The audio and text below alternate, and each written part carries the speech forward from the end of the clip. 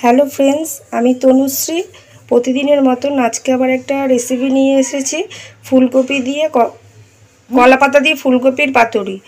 আসুন দেখে নিন রেসিপিটা তৈরি করতে আমার কী কী লাগছে। মশলার থালিতে আছে সরষের তেল, নুন, কাঁচা লঙ্কা, হলুদ। বাটিতে একটা পেস্ট করে রেখেছি আগে থেকে সাদা সর্ষে, কালো সর্ষে, দুটো কাঁচা লঙ্কা, তার সাথে টমেটো, কালো জিরে, চিনি আর ধনেপাতা।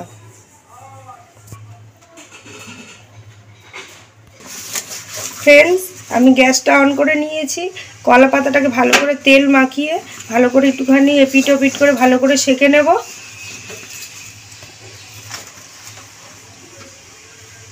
যাতে কলা পাতাটা না ভেঙে যায়। ওই জন্যই সেঁকে নিতে হয় কলা পাতাটা আগে।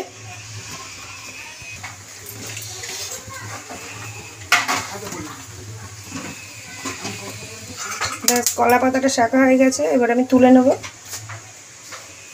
এবার আমি একটা কড়াই বসিয়ে দিয়েছি গ্যাসের ওপর। এবার আমি কড়াটা গরম হলে খালি কড়াইয়ের মধ্যে কলা পাতা আগে থেকে যে সেঁকে রেখেছিলাম কলা পাতা, ওইটা আমি দিয়ে নেব।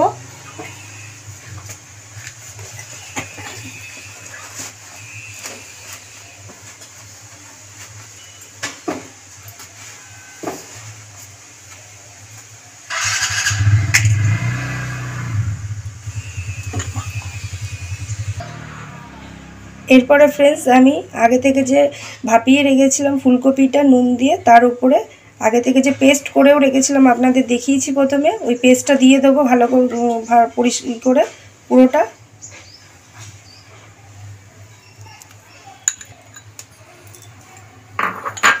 এক এক করে পরপর সব মশলা দেবো। কালো জিরে দিয়ে দেবো,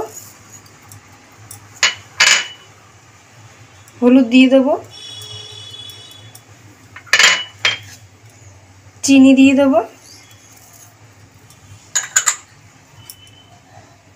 সরষের তেল দিয়ে দেবো ওপর থেকে একটু।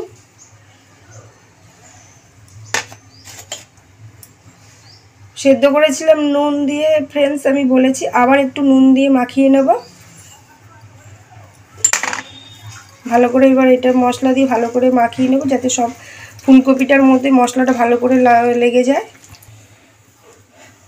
দেখুন ফ্রেন্ডস, ফুলকপি দিয়ে আমার মশলা দিয়ে ভালো করে ফুলকপিটা মাখানো হয়ে গেছে। এবার আমি আগে থেকে যে কড়াইয়ের মধ্যে সেঁকা কলা পাতাটা দিয়েছি, তার উপরে ওই মশলা মাখা ফুলকপিটা দিয়ে দেবো।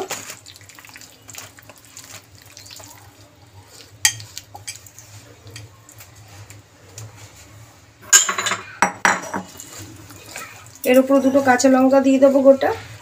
ভালো করে পাতিয়ে দিলাম কলা পাতার মধ্যে ফুলকপিটা। গোটা কাঁচা লঙ্কা দিয়ে দিলাম ওপর থেকে। ধনে পাতাটা ওপর দিয়ে দেবো।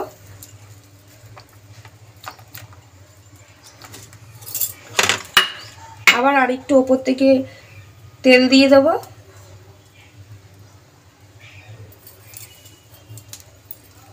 ওপর দিয়ে একটু এরম মশলা মাখানোর পর তেলটা দিলে কাঁচা তেলে খুব সুন্দর একটা গন্ধ বেরোয়, ওই জন্যই তেলটা দিয়ে দিলাম।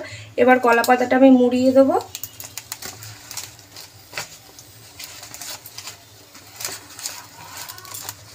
আমি একটা কলা পাতার মধ্যে পাতা পেতে সেটার মধ্যে ঢেলে মশলা দিয়ে ফুলকপি মাখা মশলা মাখাটা দিয়ে সেটা দিয়েই মুড়িয়ে দিয়েছি। আপনারা চাইলে দুটো কলা পাতাও নিতে পারেন ফ্রেন্ডস, কলা পাতাটা মোড়ানোটা হয়তো খুলে যেতে পারে, ওই জন্য আমি একটা ছোট নোড়া তার উপরে দিয়ে দিলাম চাপা। তাহলে ভালো করে আঁচটা পাবে আর সেদ্ধটা ভালো হবে বন্ধ থাকলে কলা পাতাটা। এবার তার উপর দিয়ে আমি একটা ঢাকনা দিয়ে কিছুক্ষণের জন্য বন্ধ করে রাখবো, কেননা প্রথমেই বলেছি কলা পাতায় ভাপা ফুলকপি পাতুরি।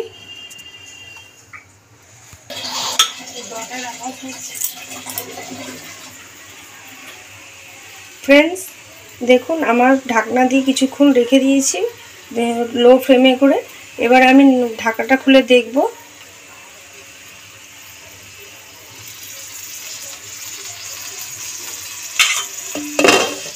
শিলনোড়াটাও তুলব, একটু নাড়িয়ে চাড়িয়ে নিলাম। এবার কলা পাতাটা খুলে